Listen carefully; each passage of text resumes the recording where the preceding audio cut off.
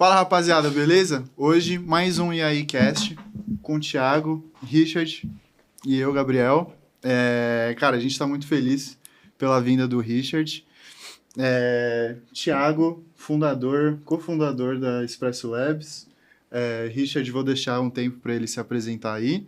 E eu aqui, empreendendo há 2 anos, tentando fazer o que o Thiago tá fazendo aí há 7, 8 anos, de ter uma software house. Então, cara, se apresenta aí um pouco pra gente, conta aí um pouco mais da sua história pra gente, tipo, como que tá sendo aí, velho? Boa, legal.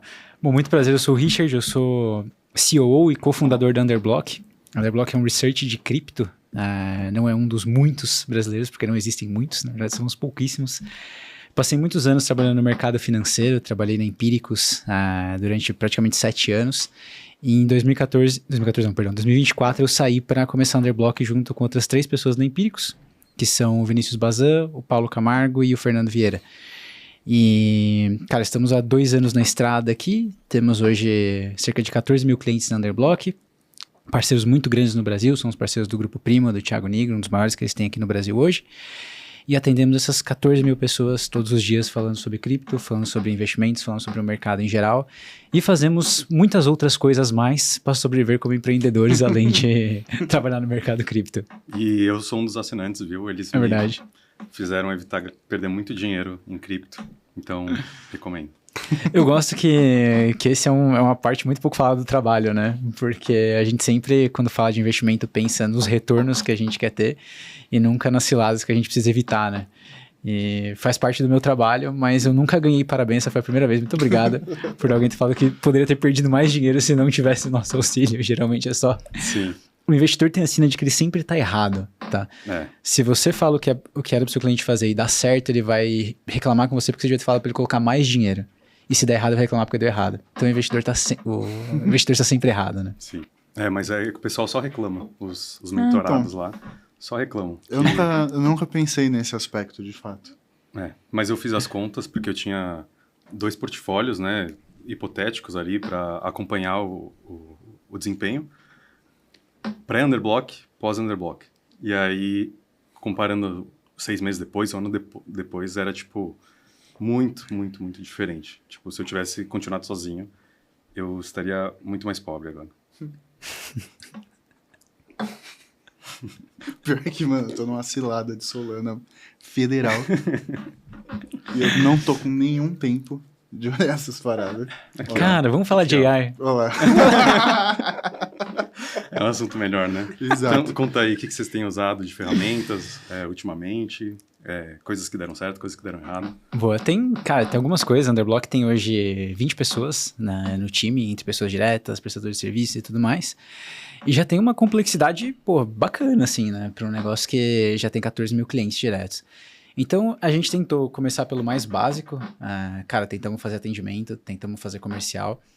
Fizemos com algum sucesso a parte de atendimento. A gente hoje já tem uma IA que a gente batizou de Lúcia, que é basicamente um conjunto de integrações ali, automações que N8N, o nosso próprio banco de dados, as nossas bases de conhecimento e uma interface de consumo no WhatsApp, para você conversar com a Lúcia e perguntar sobre cripto para ela. A Lúcia é excelente em tirar dúvidas que às vezes até eu não sei a resposta tecnicamente sobre cripto. Então ela está vasculhando a internet, ela consegue falar sobre protocolos novos, que nem necessariamente eu estou atualizado. Consegue ajudar muito bem os estudantes a falar de transações em carteira, explicar diferenças de rede, como fazer, quais carteiras ele deveria... Por que ele não poderia, por exemplo, transferir um Bitcoin da carteira dele para a rede da Solana? Ela consegue explicar tudo isso muito bem. E são dúvidas que são muito recorrentes dos nossos clientes. Uhum. Mas o que foi matador para a gente fazer atendimento é porque quando você trabalha com cliente final, o B2C, o que você entende muito rápido é que você tem muito trabalho de ter um time capaz de responder 10% das perguntas. E esse Power Law é muito louco, porque assim, 90% do tempo o cara que tá te chamando no atendimento, ele quer saber onde tá o link da carteira, como entrar no Telegram, e saber onde tá o último relatório que a gente publicou, o último vídeo. Uhum. Só em 10% do tempo ele tem as dúvidas mais complexas, que são essas que eu tava descrevendo aqui até agora. Então foi bem fácil ter um fit legal para atendimento com IA. Então hoje a gente atende 14 mil pessoas com, um tempo de resposta que é de horas, mensurado em horas, então a gente tem de 2 a 3 horas de primeira resposta para todo mundo que entra em contato com o nosso atendimento. Todos os casos são resolvidos, assim, a gente tem um Reclame Aqui excelente. E tudo isso a gente faz com 2 pessoas IA trabalhando. Nossa. Então, 14 mil pessoas atendidas por 2 posições de atendimento. Mas por que não é instantânea a resposta? A resposta não é instantânea porque depende do canal. Ela é instantânea no WhatsApp, se você falar direto com a Lúcia. Mas a maior parte da volumetria vem através do e-mail. Uhum. E no e-mail, geralmente, você tem o atendente fazendo o receptivo e o atendente usa a Lúcia quando ele não sabe, inclusive. Ele pergunta entendi. pra ela, a dúvida do cliente, e se ele não tá confortável com a resposta, ele chama alguém do time de análise ali pra ver se faz sentido ou não. E por que vocês não fazem automático de captar o e-mail e responder o e-mail? Cara, porque tem uma parte do fluxo que a gente ainda não conseguiu fazer bem, que é a parte de retenção. A parte de retenção é um pouco complexa, porque você precisa lidar com cancelamento Uhum. e você precisa tentar fazer a retenção também. Porque muitos casos que a gente recebe de cancelamento, assim, a pessoa comprou, ela comprou diretamente numa LP ali na internet, e ela não se deu o trabalho de olhar a plataforma. Então ela viu que ela tinha lista de ações, ou de moedas. Quando ele entrou na plataforma, a gente não mandou a lista para ele. Tá o link ali, tem um comércio por aqui, ele recebeu um e-mail, tem todo um fluxo de onboard. Só que a maioria das pessoas não lê isso. Então o cara entra em contato e fala, pô, quero cancelar porque eu não... Vocês mentiram pra mim, não tem moeda. Não, tem sim, peraí, aqui tá a lista de moedas e tal. Só que a gente tem esse trabalho de explicar pra ele. Essa parte a gente ainda não achou bem. E esse é um feedback que não é só meu, de conseguir acertar um fluxo legal de retenção de clientes, mas de várias pessoas na indústria que eu converso. A gente trabalha com a Rubla, com a nossa plataforma de vendas. Eu tava conversando com o time da Rubla, É concorrente da Hotmart. concorrente da Hotmart, isso. E, cara, tipo, a gente batendo casos de atendimento, a gente viu um caso de um cliente que entrou em contato, falou que a cobrança era indevida, no final a IA tava ensinando ele a abrir um boletim de ocorrência contra a Rubla, assim. Mencionando o Procon. Mencionando, tipo, cara, assim, aí é aquele pronto, né? Você topa ter esse tipo de problema, sei lá, 2, 3% do tempo pra resolver os 97%? Essa é uma resposta individual, assim, não tem certo e errado. Eu não topo. Então, essa é a minha escolha como empreendedor. Mas eu entendo o outro empreendedor que topa isso, sabe? Mas eu acho que você pode me corrigir e me complementar, mas eu acho que tem uma diferença entre deixar um agente livre para responder qualquer coisa e criar uma máquina de estados ali para você guiar e identificar qual é o estado do cliente, se ele está tratando de um cancelamento, se é uma ajuda, se é um e-mail de suporte, para você guiar no agente certo e ter ali umas ferramentas disponíveis para ele, para a gente usar, certo? Sim. E você faz isso na BNA, né? Eu faço muito disso. Você e em coisas chatas, inclusive. A sensação que eu tenho é que é o caso de uso mais de entrada, assim, pra IA. São 2 anos fazendo um monte de chatbot mesmo. Ele é um caso de uso horizontal, né? Todo mundo tem atendimento. Seja você B2B, B2C, depende do nicho que você tá, assim. Mas você acha que os seus bots fariam isso? Não. Porque eu acho que toda vez que você está pensando num fluxo, você tem que deixar muito mapeado o que ele pode fazer e o que ele não pode fazer. E ter, tipo, guardrails, que são de IA também. Então, o guardrail não é um if lá que se falar boletim não pode. Então, tipo, se você coloca tudo que o seu atendente virtual precisa responder, tipo, num único prompt ou em poucos agentes, tipo, você vai cair nessas ciladas porque, realmente, tipo... quando você está falando num chat do ChatGPT lá, por exemplo, e você está instigando ele a ser envezado numa resposta. Então, eu sempre dou o exemplo de quando eu pergunto para o ChatGPT, não, mas e dessa maneira, como que seria? Aí o ChatGPT, não, essa maneira é a melhor de todas, verdade, você está super certo. Fantástico, que ideia incrível você teve. Exato. Se você sempre continua numa mesma conversa, ele sempre fica meio envezado pelo que você está pedindo ou o seu questionamento. Mas se você coloca um outro layer de, tipo, um agente que só vai ver o que o outro agente está respondendo e alertar se ele fizer alguma besteira, você meio que corta isso, entendeu? Então imagina que você pega essa conversa, que eu super enviesei com o ChatGPT lá, e colo ela num outro ChatGPT e falo, ó, avalie essa conversa e me diga se essa é a solução correta mesmo, ou se a gente deveria mitigar algum risco específico com isso. E era o que eu estava enviesando a conversa, por exemplo. Esse agente vai funcionar super bem. Ele vai falar, nossa, essa conversa realmente está enviesada, tem esse problema, tal. Moderador, né? Existe um outro bot que é o moderador que analisa de um outro viés, que é um viés de achar vieses. Exato. Essa questão do viés de achar viés é um negócio que é muito difícil de resolver. Porque qualquer tipo de plataforma que você lida, entre aspas, você está competindo pela atenção do teu usuário, você tem o incentivo natural de sempre concordar com ele para gerar mais engajamento. Porque isso gera engajamento. Sim. Né? Você dá o que a pessoa quer, seja isso certo ou errado. Então é um viés foda, assim. Eu não vejo esse viés sendo resolvido, não. As pessoas querem isso, as pessoas querem um viés. Querem ter seus vieses confirmados. Do chat GPT você tá falando. Qualquer modelo vai funcionar assim. É quase que um mecanismo de autossobrevivência indireto ali. Ninguém programou isso, mas é o que, se você otimizar, é o resultado que vai gerar o maior engajamento. É que existe o benchmark, né, do LLM Arena, que você entra num site, você escreve um prompt e aparecem 2 respostas. E aí você escolhe qual você gostou mais. E com base nisso, a primeira resposta é um modelo, por exemplo, GPT, e a segunda resposta é um outro modelo, tipo Cloud. E aí as pessoas escolhem, elas votam, e esse é o benchmark, e as empresas otimizam por isso. E então é óbvio que, eventualmente, aconteceu de o GPT ficar super puxa-saco. Porque as pessoas sempre escolhiam a resposta que elas se sentem mais confortáveis. Então, eu acho que é um problema inerente, mas eu acho que tendo... primeiro que isso é usando o ChatGPT site, né? Só que quando ele monta, ou a Express ou a BNA, montam um software, a gente usa API, que a gente tem muito mais controle em cima dos modelos. E essa outra camada de moderador não sofre com isso. Porque a gente pode usar um modelo qualquer e enviesar por esse outro lado. Mas um outro risco também é, por exemplo, você não ter muito claro qual que é o objetivo do seu atendimento.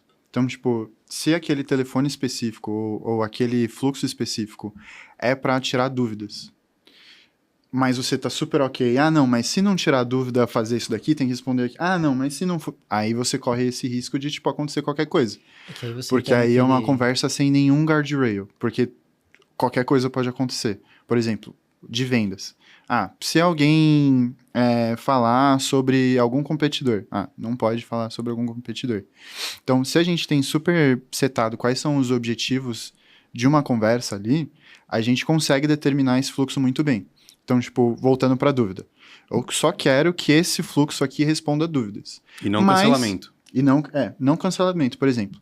Mas... se alguma pessoa falar sobre algum cancelamento, vai para um outro fluxo. Você ali na User Experience nem percebe. Mas ali atrás você tem um sistema que está olhando o contexto da sua conversa e definindo qual que é o próximo passo. A gente não tem múltiplos agentes. A gente tem um único agente que foi construído que ele engloba todas as soluções. Ele é tipo, indiretamente, ele é o chat da Claro, que você liga, tecle 1 para falar sobre cartão de crédito, 2 para falar sobre fatura atrasada. Tipo, é mais ou menos isso, assim.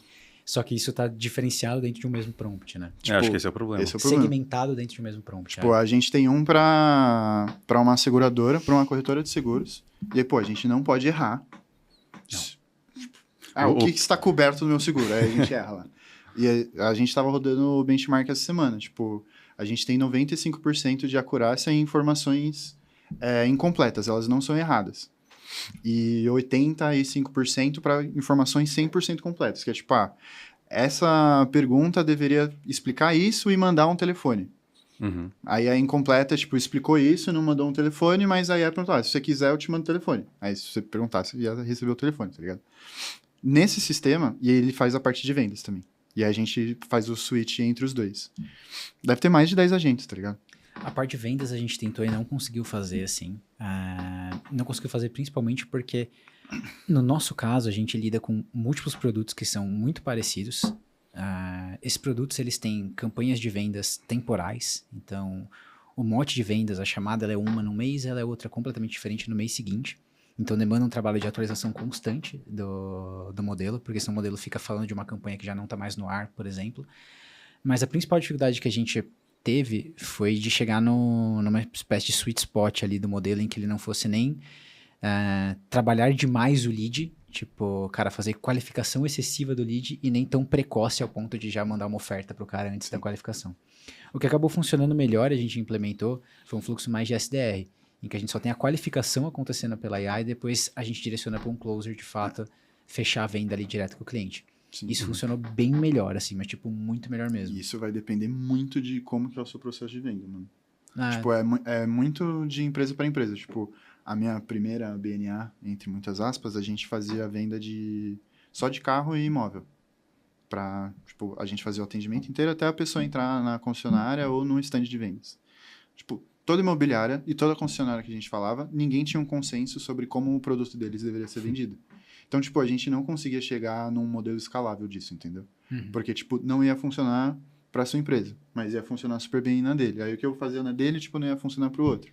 Uma dificuldade muito relevante do nosso para definir isso é porque o nosso produto ele muda com o decorrer do tempo e muda a percepção que as pessoas têm sobre ele, assim. Em que sentido?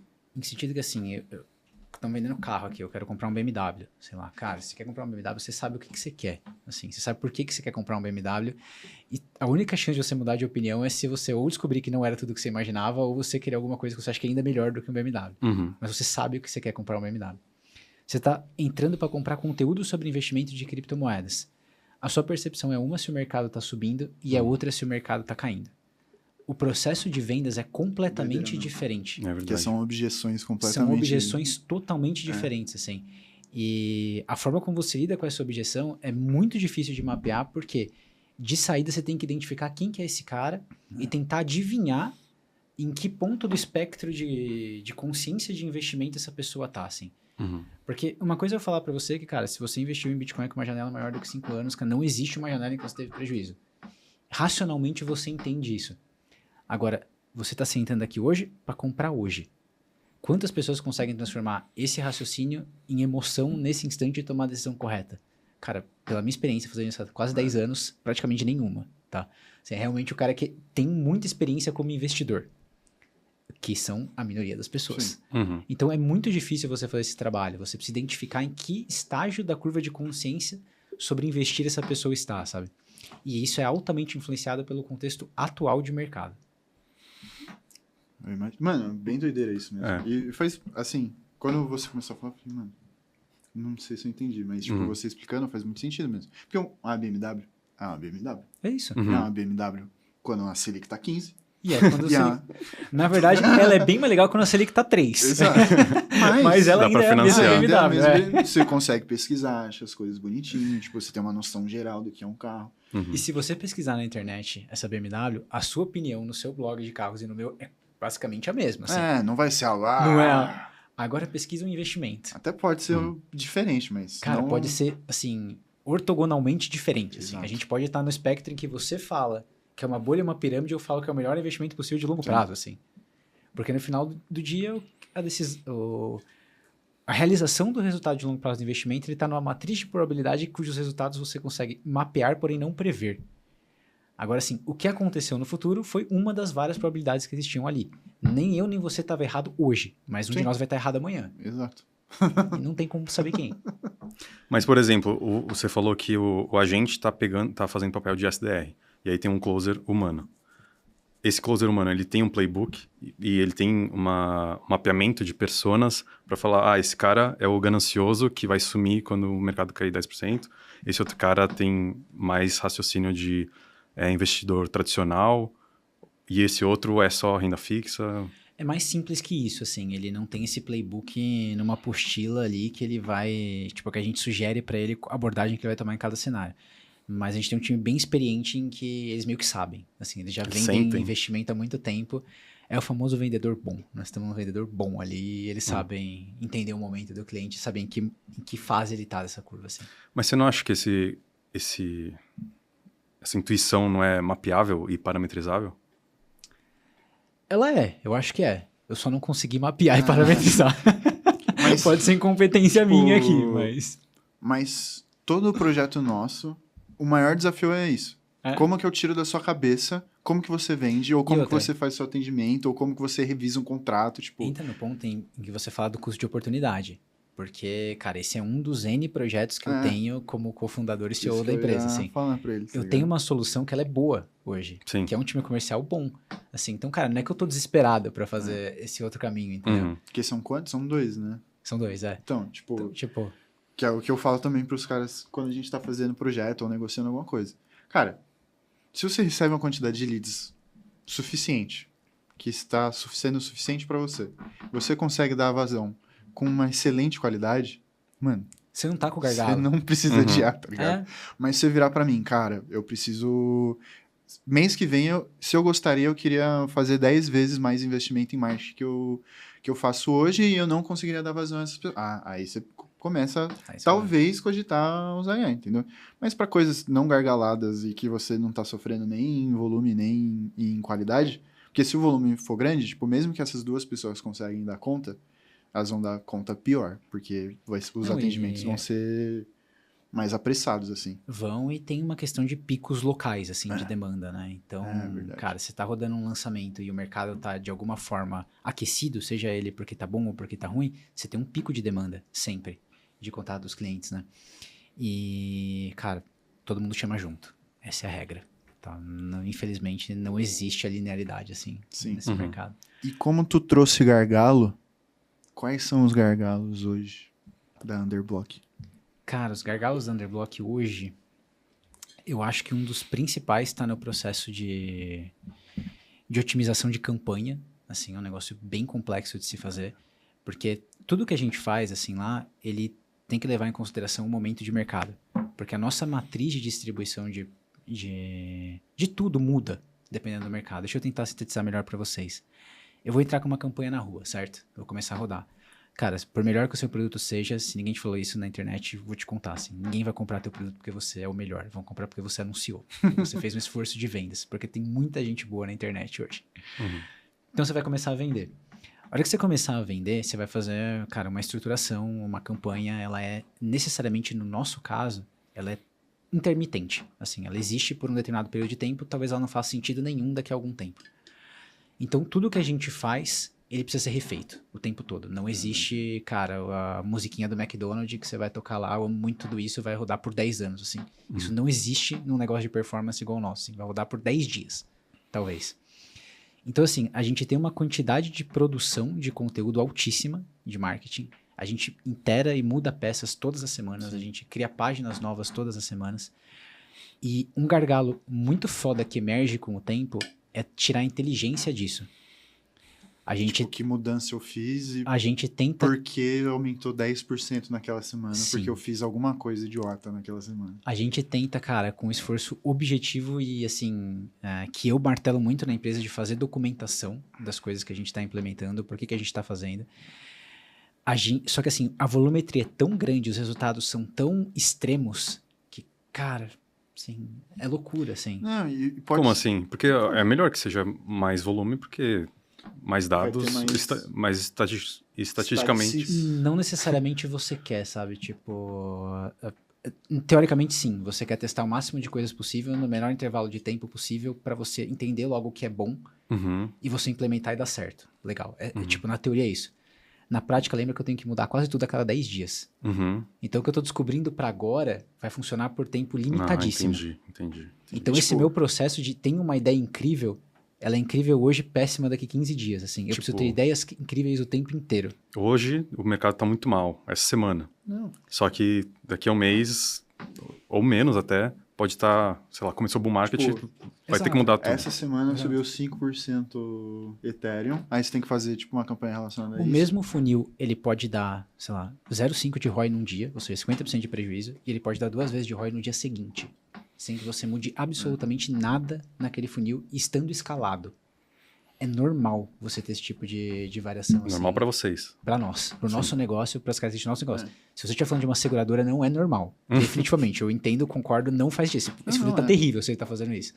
Mas para o nosso negócio, a gente nunca conseguiu fazer diferente. Esse é um gargalo. Mas assim, mesmo, tipo, por exemplo, para a concessionária, já não é tão constante também. eu Por quê? imagino. Porque muda muito, cara. Tipo, Muda às o vezes quê? o governo solta a isenção de algum imposto. Ah. Aí, final do mês, cara, eles mudaram a taxa de financiamento com um banco específico lá. Aí fica muito mais barato o carro. Na real, eu sou da opinião de que se você tá vendendo algo discricionário, meio que essa é a regra, assim. Tipo, a gente tá falando do seguro aqui. O seguro, ele é discricionário, mas ele não é. Um determinado tipo de pessoa que é o cliente tradicional de uma seguradora, o seguro não é um gasto discricionário. Pra mim, não é um gasto discricionário. Meu carro sai da concessionária e já fecha o seguro. Eu também. E eu renovo, eu não fico um dia sem seguro. Uhum. Tipo, não é discricionário, é um gasto básico pra mim. E eu acredito que esse é o perfil médio do cliente da seguradora. Agora, comprar um carro novo é um gasto discricionário. Eu não compro um carro novo o tempo inteiro. Mas o novo, eu acho que ele é mais constante, porque, tipo, você tem uma seleção finita de produtos, entendeu?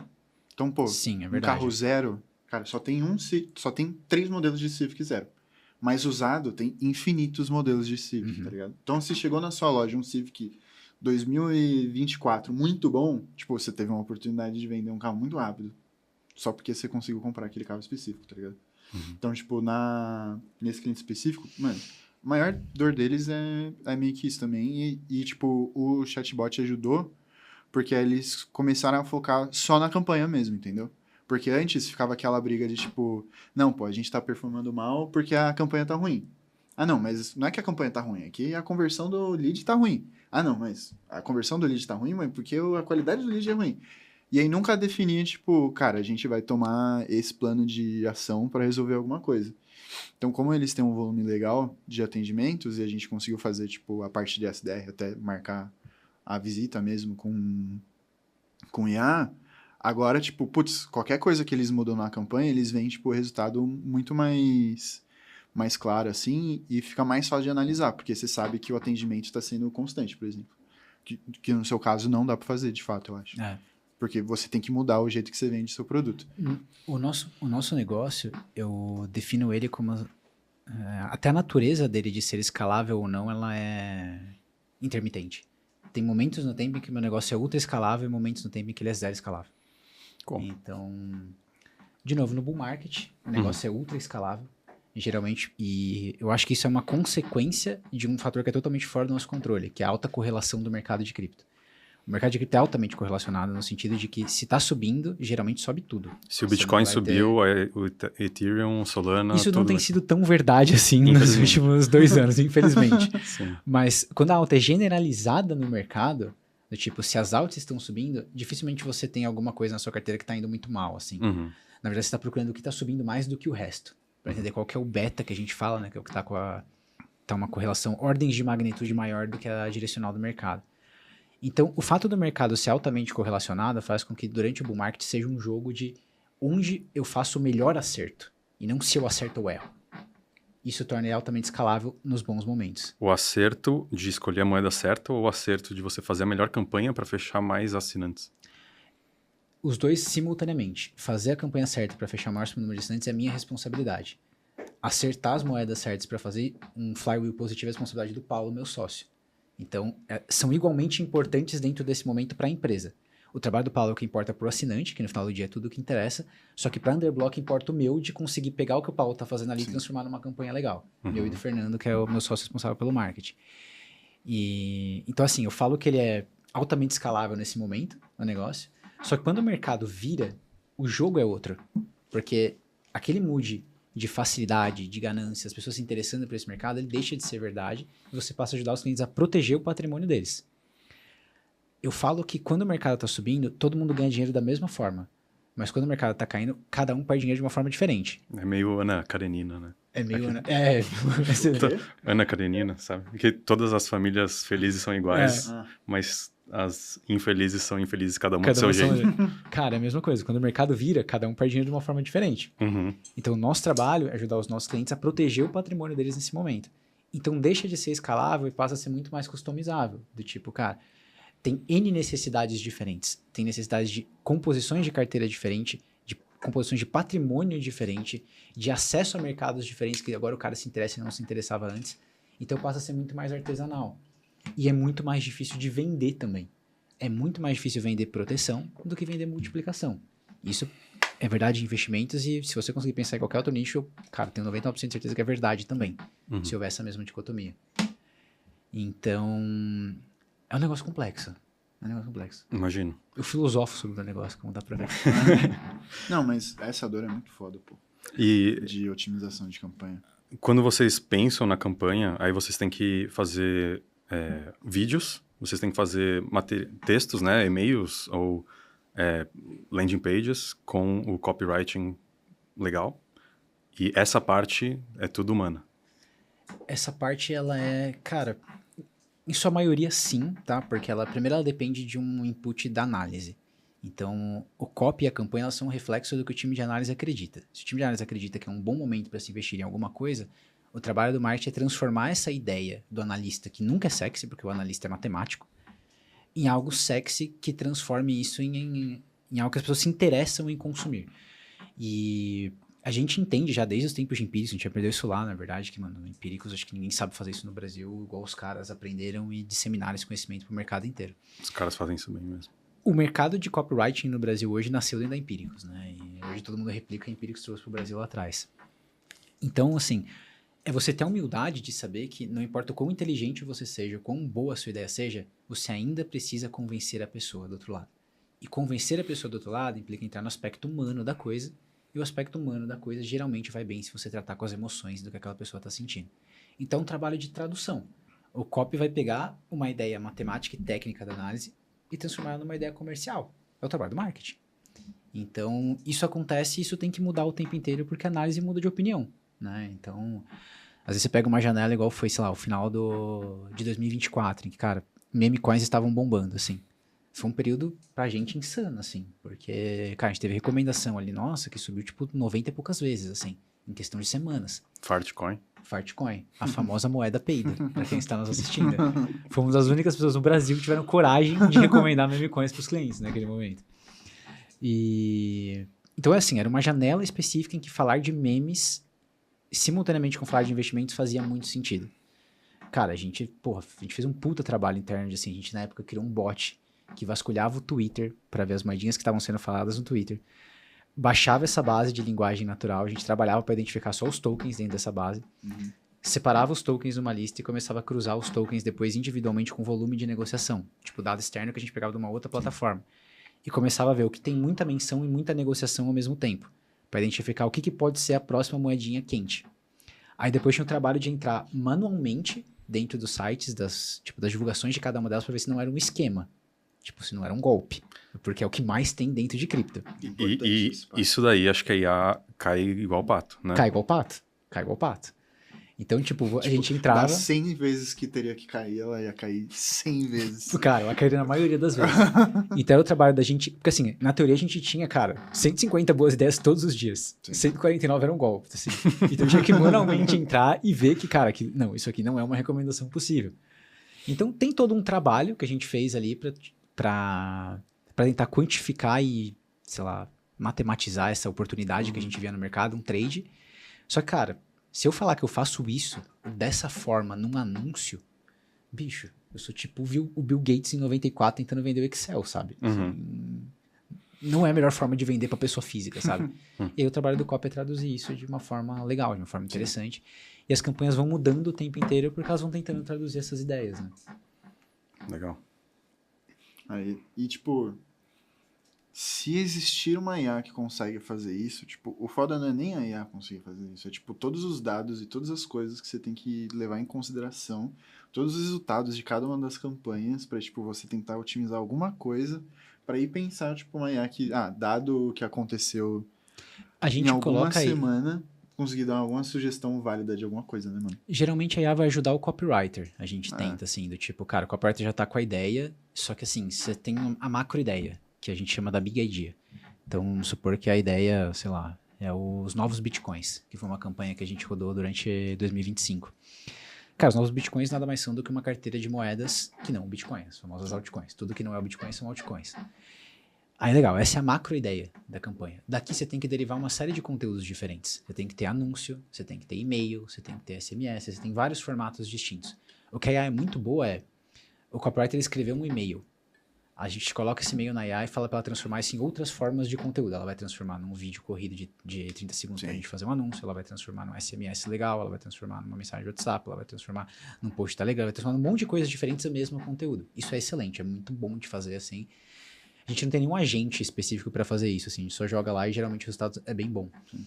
Mas a ideia em si até hoje, cara, eu acho que é muito mais marketing que resultado, assim, eu não conheço alguém que faça isso bem feito em escala, gere milhões de reais em vendas só com IA, sem um ser humano.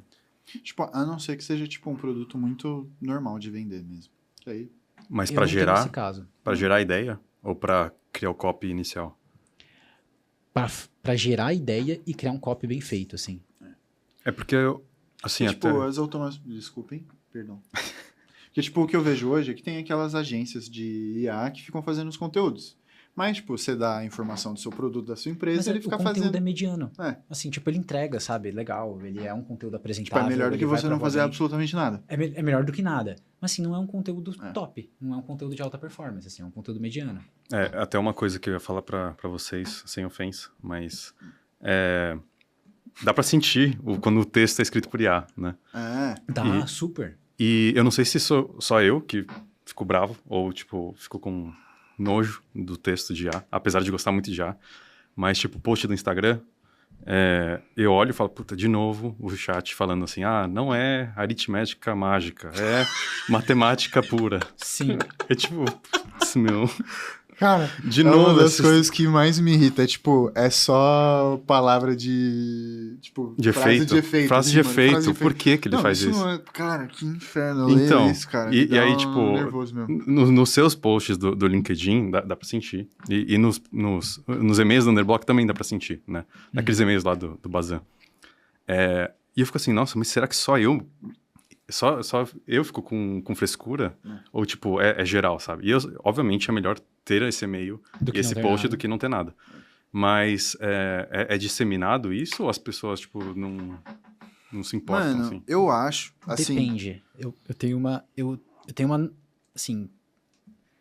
Texto vai. Assim, como negócio é cada vez mais difícil. O texto como a monetização de qualquer tipo de forma de texto na internet. Depois do ChatGPT ficou praticamente impossível. Para mim existem dois tipos de mercado, então. O mercado em que o texto ele é aberto e em que o texto é pago. Se você não estiver pagando pelo texto, provavelmente vai ser IA. Assim, meio que daqui para sempre. Essa é a visão que eu tenho hoje. então, o que eu ia falar, que eu acho que aconteceu. E aí eu não sei se eu estou completamente insano. Tipo, a IA foi treinada com tudo que as pessoas falaram na humanidade, certo? Eu acho que, sei lá, 5 anos atrás, tipo, uma copy boa era essas, de fato. Que era, tipo, o cara que tenta pensar em quais são as frases de efeito que ele precisa colocar pra vender alguma coisa. E o cara que falava, mano, eu tô vendendo isso daí, se vocês quiserem comprar, me avisa. Ele ficava pra trás. Hoje me parece que é o contrário. Tipo, o cara que... Porque, Cara, tipo, se não. aparecer uma pessoa verdadeira fazendo um conteúdo meio que aleatório, sem com um foco gigantesco, ele vai performar melhor do que o cara usando o ChatGPT com os textos meio pronto, entendeu? Eu não sei E porquê. aí o outro nível é o que eles fazem, tá ligado? Eu Que é, não tipo, sei em que camada da otimização da história do treinamento das EAs as frases de efeito entraram. Mas nunca existiu essa hipótese que você levantou agora. né? Da frase de efeito vende. As pessoas não compram frases de efeito. Não compram. Assim, eu não conheço um nicho em que isso seja verdade. Assim, na internet, definitivamente não é. As pessoas compram emoção. É isso que as pessoas compram. Em qualquer coisa. Em qualquer Ganância transação. e medo. Ganância e medo. São as duas coisas básicas que as pessoas compram. Frases de efeito, cara, você só consegue afastar, na verdade, as pessoas com isso, assim. Eu tenho uma hipótese que, sei lá, é da minha cabeça, pode ser falsa, mas eu acho que o ChatGPT deixa propositalmente óbvio que é ChatGPT pra gente não entrar na teoria da internet morta, sabe? E tudo ser Louco. IA e, tipo, a gente não saber mais o que é real, o que é falso. Eu adorei que ele criou uma conspiração pra falar que a gente não cair numa conspiração. Exato. É. Mas mano. E esse é um problema que eu tenho hoje. Mas tipo, vocês se importam? Acho que essa é a pergunta. Eu não me importo, cara, sinceramente, assim. Não sei. Eu gostaria muito de ter, sei lá, 40 minutos por dia, todos os dias, pra eu realmente sentar minha cadeira e pensar num conteúdo legal de colocar. Só que isso aí... Cara, eu vou dar um Poxa, exemplo pra fazer, vocês, mano. assim. Tipo, esse é o meu gargalo. Tipo, se eu pudesse parar todos os dias meia hora, 40 minutos, pra eu pensar exatamente o que eu postaria. E pode ser qualquer coisa, eu acho. Então, mas se você... vamos lá, vamos tentar pegar e destrinchar as camadas disso que você falou, assim. Você é um cara inteligente, um empreendedor, e você aloca o seu tempo aqui de forma eficiente pro teu negócio. Se você não consegue achar meia hora por dia pra pensar em algo inteligente, se dedicar a um post com amor e carinho, é porque você não tá vendo ROI nisso. É porque você acha que se você parar e fizer isso, não vale a pena. Exato. Se a internet está flodada de conteúdo de IA para esse mesmo tipo de post, é porque ninguém acha que isso vale a pena. Tipo, cara, para que tipo de pessoa vale a pena isso? Eu não sei dizer exatamente para quem, mas quem tá mais próximo para mim de ser a pessoa para quem isso vale a pena é a pessoa que vende conteúdo, de alguma forma. E esse é o nosso caso. A gente vende conteúdo. Então, assim, a gente tenta usar o menos possível IA nas nossas comunicações por conta disso, porque a gente sabe que o elemento humano é importante pra caramba. Mas mesmo pra gente, assim, é um time de, cara, são 3 pessoas produzindo conteúdo. Tem que produzir conteúdo em infinitas plataformas diferentes, simultaneamente, o mesmo conteúdo. Cara, vai gargalar, assim, porque senão o trade-off do time passa a ser novas ideias ou replicar de infinitas formas diferentes a mesma ideia. O que é mais importante aqui? Qual que é o trade-off de negócio? Cara, a gente ainda acha que é mais importante ter novas ideias. Tentar estar certo a maior parte possível do tempo, porque é o que vai importar para o nosso cliente. Se isso tiver que impactar um pouquinho a qualidade da entrega em algum canal, a gente entregar um pouco pior, beleza, cara. Se a mensagem chegar, Sim. a gente cumpriu nossa missão aqui, sabe? Uhum. E, de novo, são trade-offs da vida real, assim. Mas eu acho que...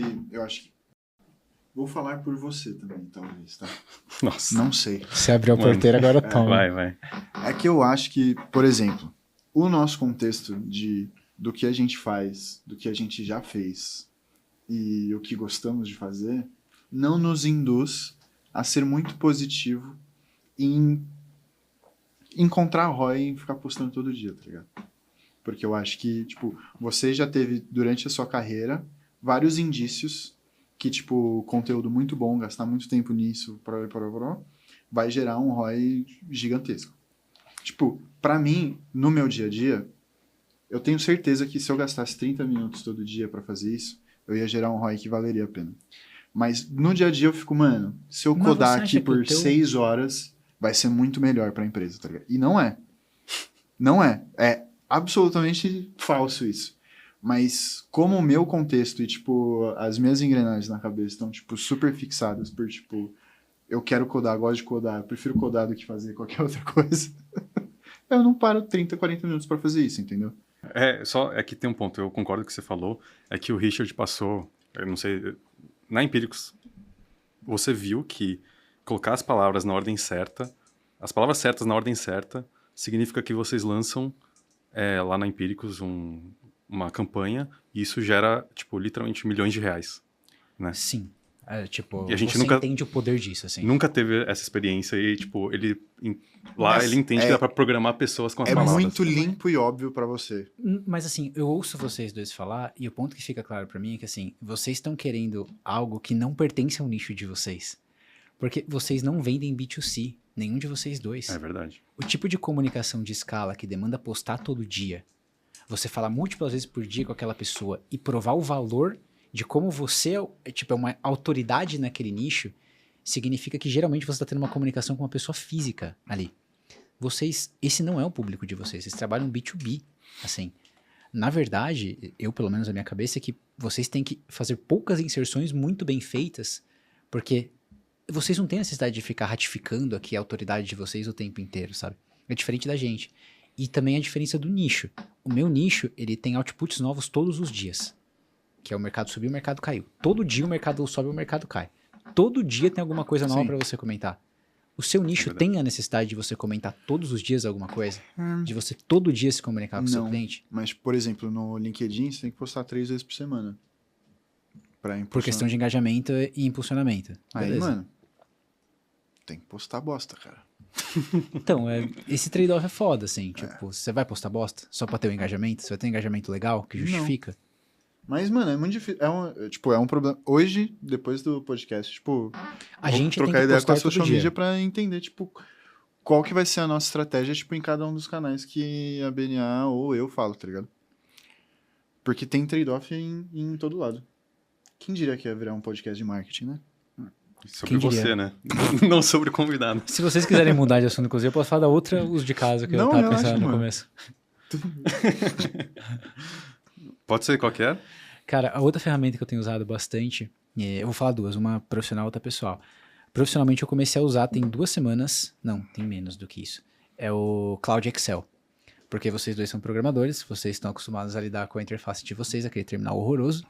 Eu venho do mercado de investimentos, eu sou o planilheiro raiz. O cara que, eu sou o tipo do Faz cara muito que se eu ver sentido você isso, mexendo no Excel com o mouse na minha frente, minha vontade é de dar um tapa. Você não pertence a esse mundo do qual nós pertencemos, os planilheiros. E, cara, já tem algum tempo que a Microsoft tinha ali o Copilot, você podia escolher o modelo que rodava dentro do Excel e era uma merda, tá? Todos os modelos rodavam muito mal dentro do Excel.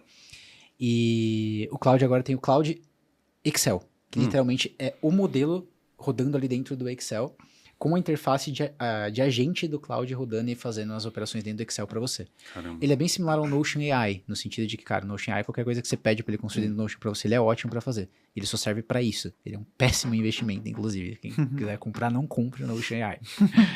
Eu já fiz isso. Cara, foi um erro enorme, enorme. Eu perdi a minha oferta, que era de 2018, que eu pagava uma mixaria pra ter o Notion ainda, pra ter essa merda desse Notion AI. Nossa.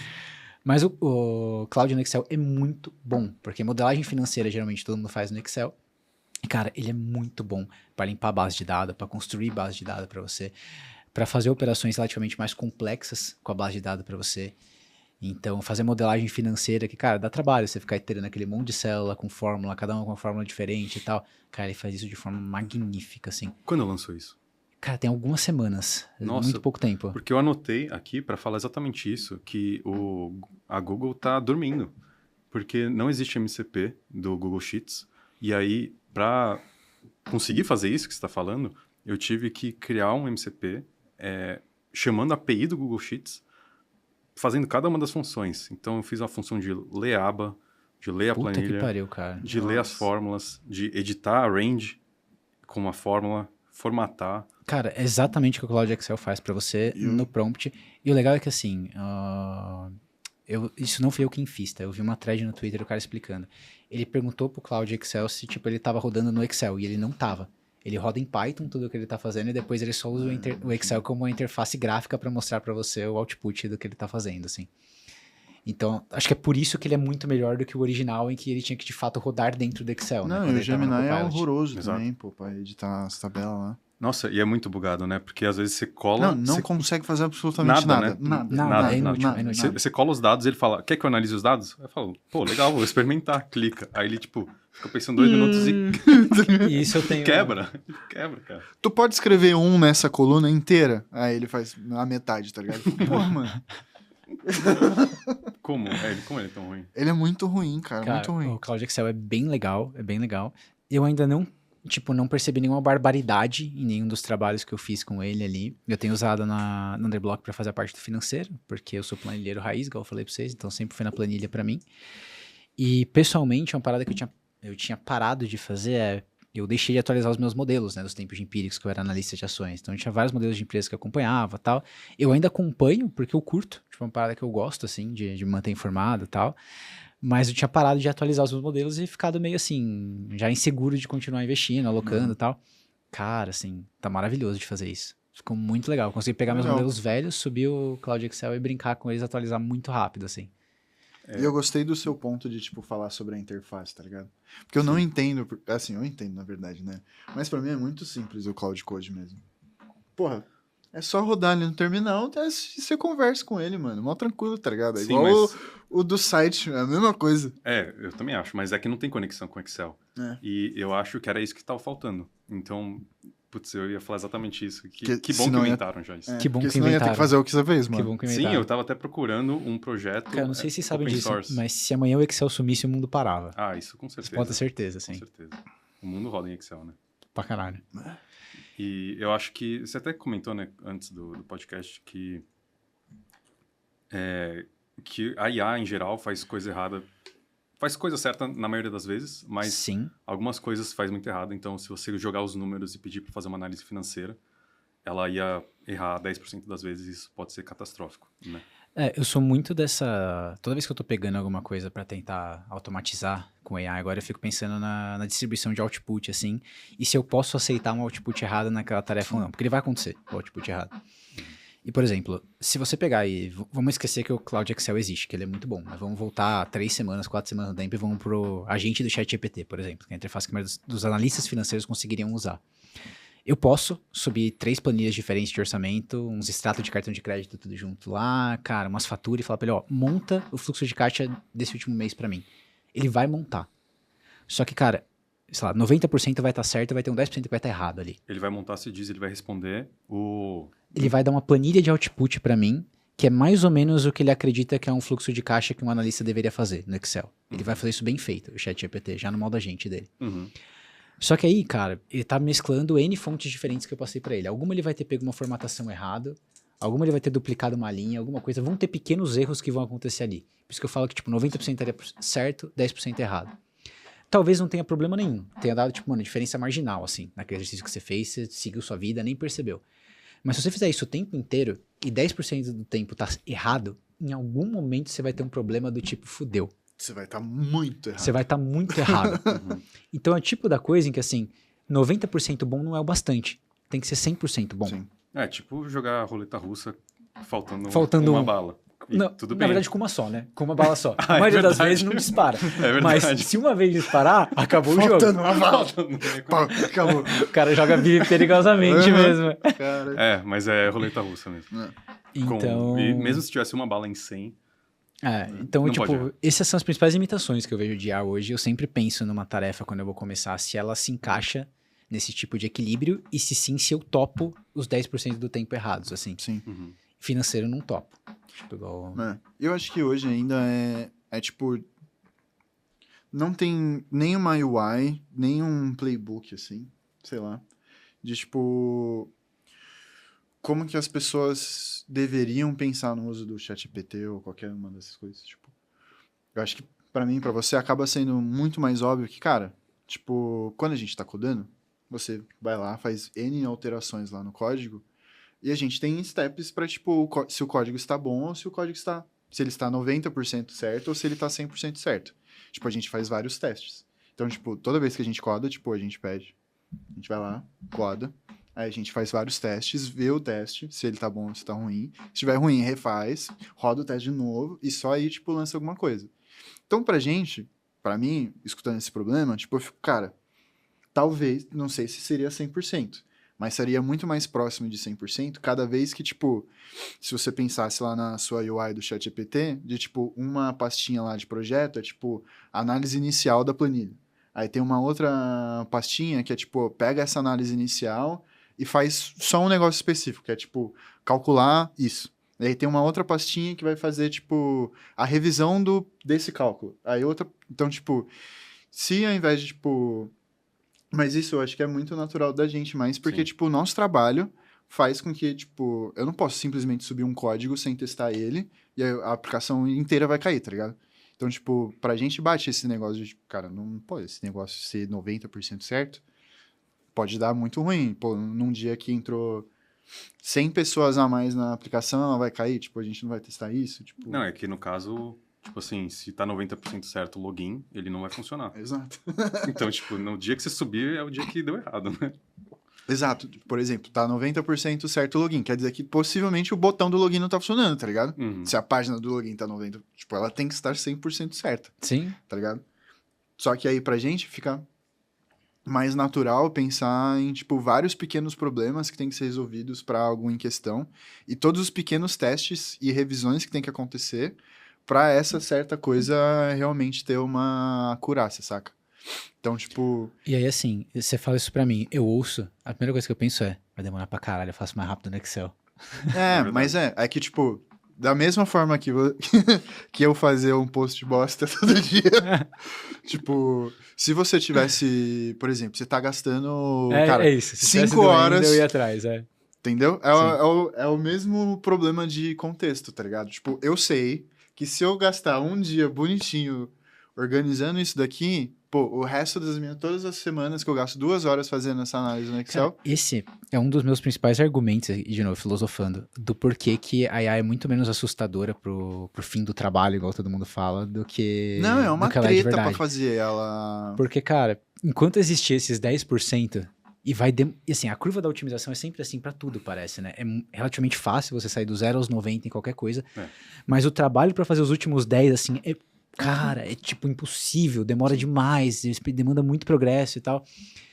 Cara, assim, você ainda precisa das pessoas fazendo a confiabilidade no final ali, sabe? É, tanto que a indústria tem um negócio de, tipo, quantos noves de porcentagem de qualidade, né, que tem. Tipo, 99% não é o suficiente. Sei lá, um sistema tá 99% no ar, não é o suficiente, né? Sim. Dependendo sei lá, o mercado livre. Mas 99,9% é outra coisa. 0,99% é muito mais difícil. Sim. Então, realmente. E aí o último que eu ia falar que eu uso bastante, já é mais pessoal mesmo, é o notebook LLM, que a gente estava conversando aqui no começo, não sei se todo mundo conhece, mas é uma ferramenta do Google, que você pode subir qualquer tipo de arquivo nela, vídeo no YouTube, texto, PDF, imagem, o que você quiser, e ele transforma aquele conjunto de fontes que você deu num podcast. E, cara, pra mim, pra minha vida pessoal, pelo tipo de pessoa que eu sou, faz um sentido absurdo, assim, essa ferramenta. Na verdade, eu sempre curti... Assim, a minha noia desde muito cedo em São Paulo era, cara, eu não posso ficar 2 horas preso no trânsito sem fazer nada. Uhum. Então, assim, desde o começo eu já baixava PDF pra rodar em aplicativo de leitura de PDF, com aquela voz do Google Tradutor de 2010, assim. Audible. Aí depois veio as vozes customizadas, que tinha, tipo, a voz do Porchat pra fazer isso. Deus que me livre de ouvir com a voz do Porchat, mas era preciso escolher vozes customizadas pra fazer. Aí veio o Audible, que é legal e tal, mas assim... Também não tem todas as features que você gostaria. Hoje já tem, já é bem mais completo, mas na época não era. E chegamos agora no que pra mim é o suprassumo de qualquer coisa, que é você jogar todas as fontes que você quiser e transformar no podcast de 15 minutos e que resumidamente te entrega de fato a ideia central do negócio, assim. Tem os vieses dele que você fala, então todo podcast vai começar igual. Ah, esse é um deep dive num assunto super legal. E, tipo, Com sotaque carioca ainda. essa é a parte que me fode. Eu só ouço em inglês, assim, porque pra mim fica bem difícil. Mas eles vão tentar, se você colocar múltiplas fontes muito diferentes, eles vão tentar inventar uma conexão em comum entre todas aquelas fontes. Isso é bem chato, assim. Mas com exceção disso, cara, é uma ferramenta maravilhosa, assim. Eu gosto pra caramba. Você já pegou ele inventando fatos? Cara, não peguei, porque... Não peguei. O que é bem valioso, né? É muito mais valioso do que parece. É. Porque todo o problema de LLM é que ele inventa fatos, é que ele... E ele fala uma coisa errada com A gente inventa certeza. até no podcast aqui, pô. É verdade. Cara, nunca peguei. Nunca peguei inventando. E essa, eu acho que o Notebook LM é a aplicação mais subestimada. Porque ele realmente faz um resumo das coisas que você mandou, né? Sim, e não é só podcast. Agora ele faz slides, tipo um PowerPoint. Sim. Ele faz vídeo, tipo um vídeo animado, assim. Uhum. Faz o podcast, faz o mapa mental, faz também... sabe aqueles... Flashcards. Flashcards, era isso que eu tinha esquecido Eu o não nome. sei como Eu em não sei o que é um português isso. flashcard. Post-it. Pô, que... Tá. Mas é pra Quando você estudar. tá estudando e você Entendi. fica colando Agora post-it no eu seu sei o quarto que é um inteiro. Não, flashcard. mas não é um negócio de pergunta e você vê a resposta. Aí, ó, atrás? não é óbvio. É verdade, é isso aí mesmo. Não é óbvio que é. Aí, ó, você não sabia, falou com uma puta convicção. Olha lá. Ele inventou Viu? a informação Olha aqui lá. pra gente. E reclama Ao da IA. vivo. E me convenceu de que era. Você acreditou, né? É isso, você fez igual a IA. É isso. Falou com certeza e o negócio é errado. Convicção, entendeu? O que importa é a convicção, né? pô? Mas o flashcard você tem vários conceitos e você vê a pergunta e você tem que lembrar da resposta e aí depois você vira. Então é como se fosse um quiz. Um quiz, legal. Então é ótimo para estudar, né? Mas é muito subestimado. Eu acho que, tipo, e a quantidade de usos que você pode usar o Notebook LM, tipo... Cara, eu acho fantástico. É. Acho do caralho. Mas assim, eu acho que é subestimado e eu não uso. Porque eu subestimo também. Então, eu uso pouco também. Mas é porque a gente tá muito viciado em fazer tudo no Cloud Code, eu acho. Sim, tenho feito orçamento. É que assim, é bom pra conteúdo, né? Eu acho que o output é conteúdo ali. Então, a não ser que você esteja mirando isso, de fato, não vai ser a melhor. Assim, pro meu uso é conteúdo o output. Assim, eu só penso nisso, eu não penso nada de trabalho. Acho que não, tipo... Não, conteúdo, literalmente- imagina que... Pra você aprender? Pra você aprender. Ah, sim. Ó. Não conteúdo pra postar. Um Não, exemplo Certo. que a gente já fez. A gente Notebook LLM. fez o upload de todas as reuniões que a gente teve com um certo cliente. Aí a Certo. gente gerou um podcast pra gente lembrar, tipo, como que foi a trajetória com o cliente, tá ligado? Isso é ótimo. E a gente podia usar isso pra meio que fazer um e-mail, porque se você for lá no Notebook LLM, eu preciso fazer um resumo das últimas 3 reuniões que eu tive com esse cliente pra mandar um e-mail pro CEO deles de, tipo, como que tá o projeto. Entendi. E, tipo, o que Meu facilita primeiro é o- reflexo, na verdade, nem seria fazer isso no chat GPT mesmo. Colocar todos os arquivos das reuniões lá, os É que transcripts é e só um pedir isso inferno, lá. eu acho que o Notebook LM faz muito bem, tipo, pegar as sources, entendeu? Bem da hora. E o ChatGPT, às vezes você vai botar um PDF, vai ler tudo escangalhado. Tipo, o Notebook LM, ele faz uma ingestão dos conteúdos melhor, eu acho. E uma Cara, busca melhor também. Nas conspirações, eu sempre me pergunto quanto o chat GPT de fato leu do PDF que eu coloquei lá. E você sente que ele não leu, né? Você sente que ele não leu. É, Geralmente é. você sente que não. Tem que usar o Lema Cloud. É verdade. Lema Cloud federal, tá? Pô. Pra ler PDF? Você bota ele lá, Você bota o PTF, ele transforma num Markdown, que é tipo só texto, e aí o ChatGPT vai entender bonitinho. Massa, legal. Uma coisa muito legal que o Google Workspace fez é colocar essa feature de podcast dentro do Google Drive. Então, eu não lembro se era exatamente eu acho que era PDF, no leitor de PDF do Google Drive, ou de Docs. Eles colocaram um botão e foi tipo esse mês, assim, que eu vi. Então, tinha um PDF lá de 70 páginas de um cliente. Aí eu falei, Cara, pra chato, mim, né? o Google vai ser o... Deixa eu escutar um podcast. Cara, pra mim, o Google vai ser o grande vencedor, assim, da corrida da IA. Eu também acho. Cara, Eles eu têm fico- que eu fico cagar bravo. demais pra não ganhar esse negócio. tem né? que... Nossa, tem que estragar muito, cara. Ainda mais que, tipo, o próximo passo natural é vídeo. E, cara, eles têm a maior biblioteca do mundo pra fazer isso, que é o YouTube. Então, assim, só vai dar muito errado se eles quiserem, assim, é loucura, cara. E por isso que eu fico bravo que eles estão dormindo agora. Tipo, por que eles não estão ganhando agora? Por que não tem o Gemini Sheets? Tipo, cara, por que o Gemini até hoje não tem a porra do contexto aberto? Igual o ChatGPT tem. Por que tudo só tá restrito a um chat? É. Tipo, cara, eu não consigo aceitar isso até hoje, assim. É. E isso é bem valioso porque, não sei se vocês viram, mas no final do ano saiu um paper da OpenAI em que eles fizeram tipo compartilharam qual que é o tipo de uso que o usuário médio faz do ChatGPT agregado para o mundo inteiro. E 75% do tempo as pessoas estão usando o ChatGPT para coisas pessoais. Então, é planejamento de viagem, terapia, alimentação, exercício. Esse é tipo a maior parte do uso. Uhum. Então, assim, para você fazer esse tipo de uso, o contexto é fundamental, assim. É verdade. Eles estão contando pro mercado, eles contaram pro mercado inteiro, que a feature mais importante é o contexto. E o Google tá cagando pra isso, cara. Até agora não tem contexto ali. Acho que a única coisa que me segura é continuar pagando o ChatGPT é porque É ele o me contexto. conhece. É o contexto. Porque aí eu faço todas as outras coisas em outros lugares e aí eu jogo lá, mano, Que você como acha eu falaria isso? É isso. E aí ele traduz. Eu fico, Aí eu só preciso mudar algumas coisinhas. Mas se eu viro pro Claude e falar, O meu maior uso do GPT é, puta, escreve isso aqui de um jeito que eu gostaria de ler, exato. com N fontes diferentes. Porque, tipo, ele sabe o jeito que eu Eu só gostaria de ler. faço isso, cara. Gerenciamento de contexto. Exatamente. E... O legal é que ele sentiu a euforia que é usar o cloud para fazer os negócios que você faria manualmente. É loucura. Você sentiu isso? Sim. É Assim, foda. Eu muito honestamente acho que, tipo, a OpenAI é tipo um Android, assim. E o Claude é uma Apple. Tipo, eles gastam... Discorra. Cara, em termos de UI e UX, tipo, das coisas da Anthropic, Uhum. e até, tipo, cara, a fonte que eles usam, as cores que eles usam, tipo... Eu acho que tudo é muito bem pensado em, tipo, como vai ser legal as pessoas usarem. O ChatGPT é tipo, mano, chegamos primeiro, a gente faz uns bagulhos, se vira aí, cara. A gente vai colocar uns botão, você vai clicando, descobrindo, e vai dar certo, tá ligado? E a Anthropic, eu acho que ela faz muito... A Google nem... É, tipo, abrimos uma página, se vira. Se vira. Não, nem fala, né? Temos um modelo legal. Não, eles nem falam do notebook LM.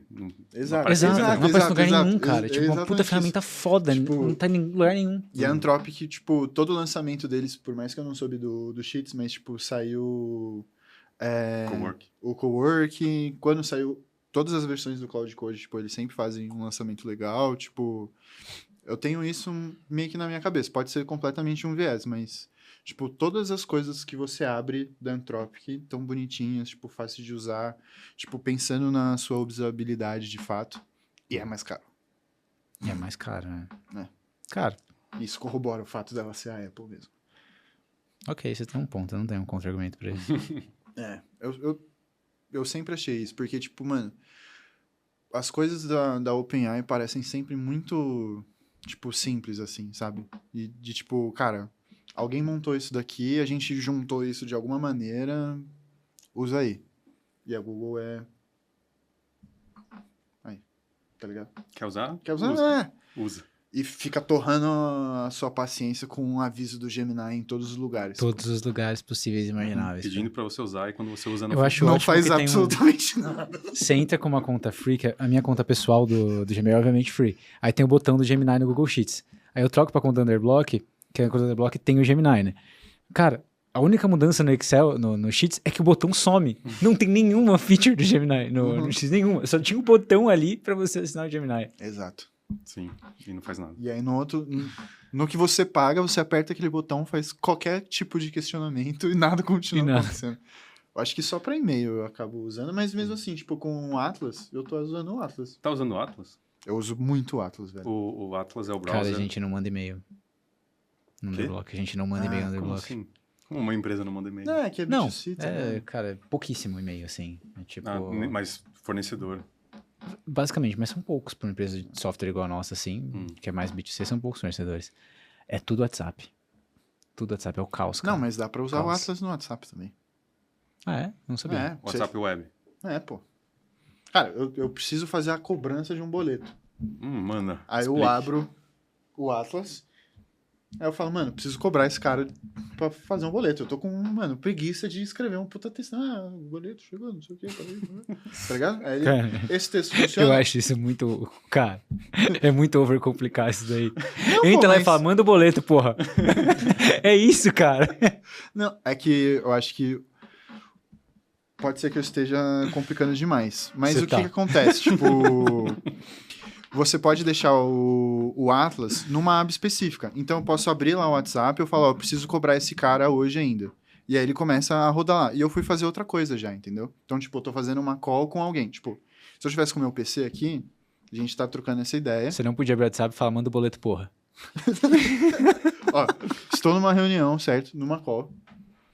Eu abro aquela aba, já falo, ó, eu preciso mandar um WhatsApp pra esse cara explicando isso e isso. Você abriu o WhatsApp do cliente, o João. João, Tá no chat do João. Certo. Aí você não pode escrever, manda o boleto. Manda o boleto. Você tem que falar pro Atlas e falar que o João tem que mandar o boleto. talvez o exemplo que eu Você dei... entende que não faz sentido Foi ruim. nenhum esse exemplo que você deu. Não, mas é pra escrever Mas, bonitinho. tipo, é pra escrever bonitinho, porque, tipo, por exemplo, é uma cobrança.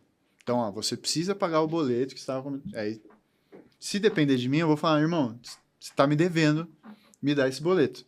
Não sou uma pessoa de customer success, não sou uma pessoa de vendas. Só seria grosso. Aí, do outro lado, tem um e-mail que eu preciso te mandar, tipo, do andamento do projeto inteiro. E o Atlas, ele consegue ler a thread inteira do Gmail. Então, eu já abro essa outra aba e falo, ó, preciso começar a fazer o e-mail que eu preciso mandar para esse cliente específico. Mano, enquanto isso, eu tô na reunião, lá, falando com os devs, tipo, o que eles precisam fazer. Aí, acaba a reunião, eu já vi o que o ChatGPT, tipo, escreveu. Eu falo, beleza, eu vou colar aqui. O e-mail tá lá, eu ajusto o e-mail e resolve, entendeu? Tipo, ao invés de, tipo, eu usar toda a minha atenção agora para única e exclusivamente isso, tá ligado? Tipo, fazer uma cobrança é muito simples mesmo. Eu podia, ó, o boleto está aqui.